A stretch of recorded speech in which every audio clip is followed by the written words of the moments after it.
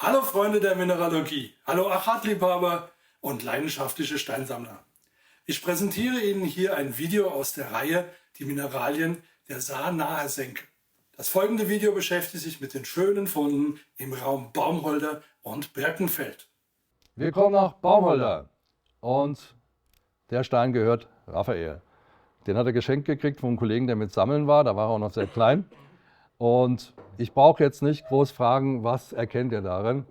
Viele Leute erkennen ein Gesicht auf alle Fälle. Ne? Manche sprechen von einem Alien, auch das wird schon gesagt. Der Stein ist nicht sehr groß, aber wunderschön. Er wurde auch nur äußerlich angeschliffen, um diese Augenstruktur zu erhalten. Eine kleine Sensation, die man dann in Leitzweiler auf den Äckern finden kann, sind diese Prasiolithe gemischt zusammen mit Amethyst. Da ist die Entstehung auch noch nicht so klar. Die Theorie war lange Zeit, dass das die grünen Steine violette Amethyste sind, die erhitzt werden von der Sonne oder von tektonischen Ereignissen, sodass sie nach grün umschlagen. Aber hier haben wir ja beides. Da müssen wir uns was Neues überlegen, haben wir noch Zeit dafür. Was es noch in Leitzweiler gibt, sind gravitativ gebildete Achate, sogenannte, das ist einer der schlimmsten Begriffe, aber er existiert, Uruguay-Achate. Uruguay-Achate sagt eigentlich nur aus, dass man irgendwann mal in Uruguay Achate dieses Typus gefunden hat, aber der ist weder aus Uruguay, noch wurde er übers Meer geschippert. Der stammt von Leitzweiler und zeigt aber schön diese Bänderung, die durch die Gravitation entstanden ist. Andere Seite der Nahe, Hopstetten-Weiersbach, da war wohl schon jeder sammeln. Die Achate sind nicht sehr groß, aber sehr, sehr bunt. Und wir haben dort oben auf der Höhe viele kleine Spots, 10 Quadratmeter, 50 Quadratmeter, wo man Achate findet. Und jeder dieser Spots zeigt andere Achate.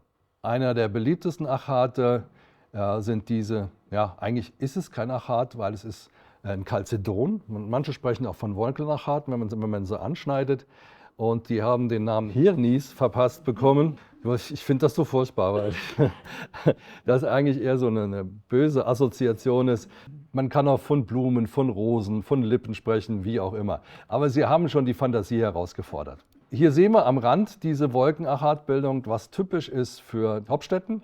Und diese Spiegeleier, das ist auch eine Stelle, jeder weiß, wo die ist, der öfter dort sammeln war. Das sind Glasnüsse, das heißt transparente Achate ohne Bänderung und genau in der Mitte im Zentrum, da haben wir ein Eidotter, das entweder rot ist oder gelb oder schön gebändert.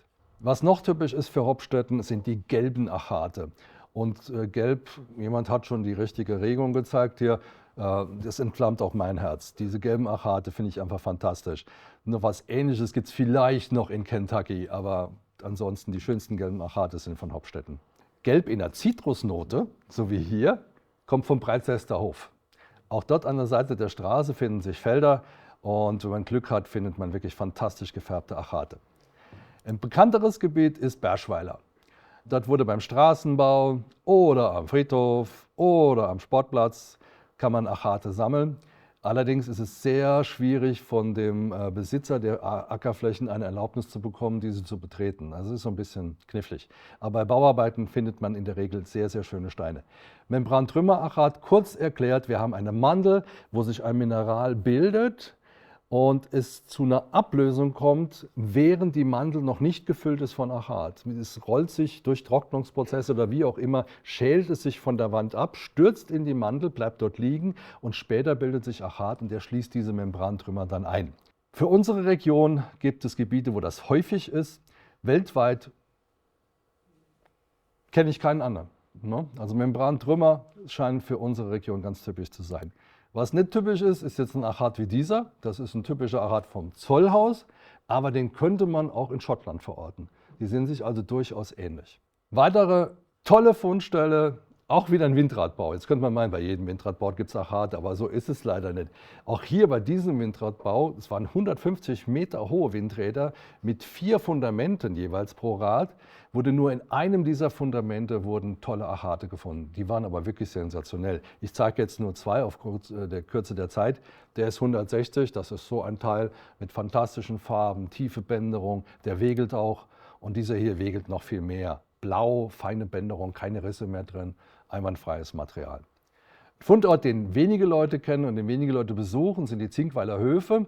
Auch da ist der Bauer ein bisschen verschrien, dass er halt sehr energisch seinen Besitz verteidigt, was sein gutes Recht ist. Das stimmt aber gar nicht. Das ist oft eine Schutzbehauptung von Sammlern. Das ist eigentlich ein ganz netter Kerl und wenn man mit dem ein paar Worte wechselt, dann lädt er einen geradezu ein, dort zu sammeln. Das wäre jetzt ein schön farbiger Achat vom Zinkweiler Hof. An der Basis haben wir etwas Moosachat. Ist okay, nicht sensationell, die kommt jetzt. Pseudomorphosen nach Aragonit vom Zinkweiler Hof. Das sind diese sechsseitigen Schraubenköpfe. Das Mineral, das vorher da war, war ein Calciumcarbonat, das rhombisch kristallisiert. Die wurden im Querschnitt jetzt durchgesägt und das Mineral wurde ersetzt durch Quarz und Achat. Bisschen ungewöhnlich auch diese Fundstelle, Thal-Lichtenberg bei Kusel. Das sind Stücke, die von oben von den preußischen Bergen runtergerollt sind. Also einmal dieser schöne Achat und dieser ganz ungewöhnliche Röhrenachat. Ganz in der Nähe dann, etwas weiter östlich, liegt Denweiler Frohnbach am Rand vom Truppenübungsplatz. Und da kommt dieser kleine, aber fantastisch gezeichnete Achat mit Liesegang-Ringen her. Bekannter ist der Steinbruch Backesberg direkt bei Baumholder. Da kann man auch auf der Börse hier viele Stücke sehen und auch bewundern, weil dort sehr interessantes, farbiges, abwechslungsreiches Material herkommt. Ich zeige euch deshalb nur geschliffene, in Schmuckform geschliffene Achate, um so ein bisschen was anderes darzustellen. Diese Achate selbst sind sehr, sehr alt. Die kamen aus den obersten Schichten vom Backesberg. Das ist einmal dieser spitzantik geschliffene Stein und dieser Tropfen und der runde Stein. Vom Backesberg, beste Qualität, allerdings 30 mm, 50 mm, nicht diese großen Platten. Backesberg gegenüber ist der Steinbruch Schaan und der hat den Besitzer gewechselt. Jetzt ist die Juchum-Gruppe drin und deshalb heißt der Bruch heute Steinbruch Hubertus Ruh. Dort gibt es auch andere Minerale. Ist klar, das ist kein Achat. Das ist das erste Mal, dass wir auf das Mineral Zinnober treffen. Die Saar-Nahe-Senke ist bekannt für ihre Zinnober-Lagerstätten und Zinnober-Minerale. Weltweit bekannt, weil es dort fantastische Quecksilberverbindungen gibt. Und das zieht sich durch. Also das wäre Hubertus Ruh.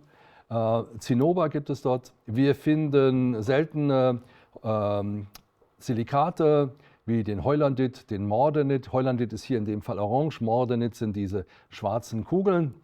Wir finden Vanadiumverbindungen, also auch wieder ein weiteres seltenes Element, das in dem Saar-Nahe-Becken eine Rolle spielt. Und zwar der Wesenieit und das ist dieses grüne Mineral. Aber ihr wartet alle auf die Achate vom Steinbruch Hubertus Ruh. Die stammen jetzt aus einer erlaubten Sammlung in dem Bereich, was nur selten gewährt wird. Sie sind also wunderschön gebändert, auch sehr farbig und sind sehr abwechslungsreich. Allerdings auch nicht sehr groß, nicht so groß wie im gegenüberliegenden Backesberg, aber sehr fein. Da wir schon in der Nähe sind, gehen wir mal einen Schritt auf den Truppenübungsplatz, was ich keinem raten möchte, weil das ist Landfriedensbruch. Aber es gibt Personen, die auf dem Truppenübungsplatz arbeiten und so auch Material vom Truppenübungsplatz nach außen bringen können.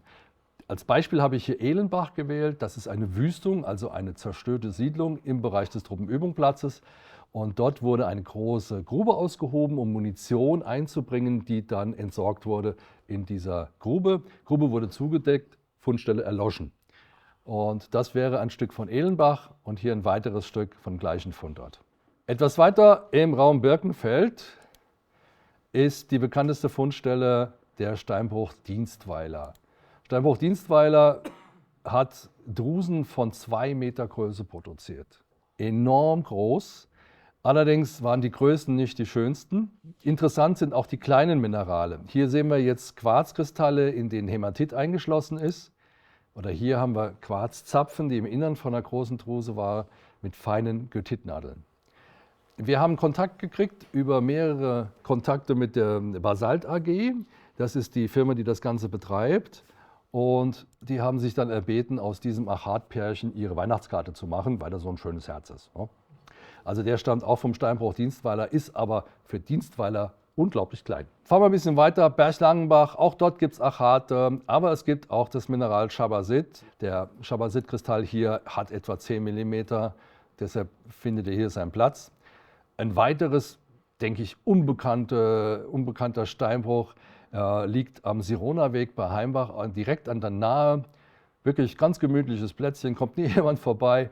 Es gibt dort Drusen mit Kristallen, eigentlich nichts Spektakuläres, aber dann hatte ich unter dem Mikroskop dieses schöne Sujet entdeckt mit dem Hämatitball und den Goethitnadeln. Mettweiler liegt jetzt auch wieder in der Nähe von Baumholder und in Mettweiler gibt es Stellen, wo man fantastische Amethyste graben kann. Der Bauer hatte das sogar erlaubt. Irgendwann war aber das Ganze beendet worden und einer der Gräber hat dann noch einen Gullideckel reingeworfen, bevor sie es zugemacht haben, um später die Stelle mit dem Metallsuchgerät wiederfinden zu können. Aber es gibt bisher keine Erlaubnis, dort weiterzuarbeiten. Nur kurzzeitig aufgeschlossen war der Fundpunkt dieses fantastischen Achates, der ist auch groß, fast 200 mm, wunderschön gebändert, aber auch in Konkurrenzwachstum mit Calcit, der wieder weggelöst wurde. Das sind diese dreieckigen Hohlräume und den splittrigen Aufbau. Das Material fand sich in einem kleinen, spontan angelegten Steinbruch, der Packsteine geliefert hat für die Verbreiterung der B41. Der Bruch war 2 Monate auf und 2 Tage vorm Schließen kamen die ersten Achate in 7 Meter Tiefe. Also reges Treiben in 2 Tagen, aber dann war es vorbei.